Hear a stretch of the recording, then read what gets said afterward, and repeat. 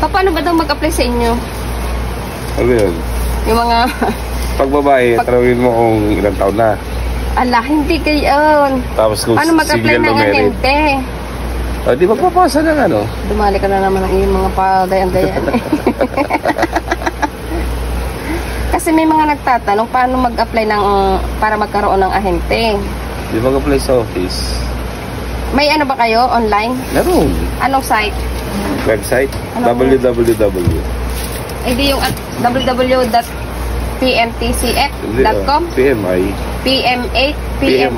PMI lang? Oo. www.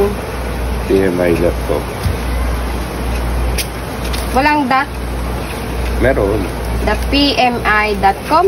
Yan lang pag nag-apply ng ahente. Ahente ha? Kahit na po marami doon.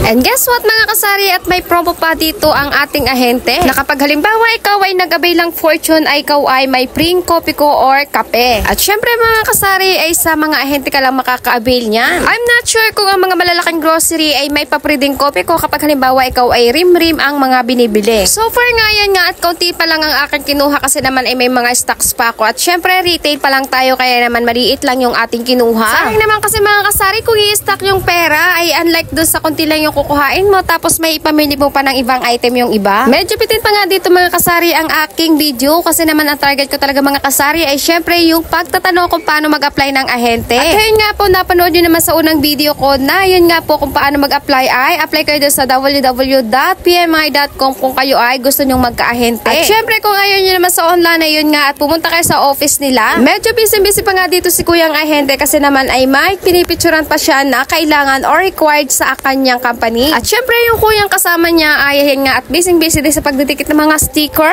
or mga poster. So paano mga kasari, apply na kayo sa ating ahente dyan sa online na na-flex ko kanina, and then yan po para kayo ay laging may free pagkakalimbawa ay may promo sila. Kaya naman mga kasari hanggang dito lang muna, and bye bye, thank you for watching.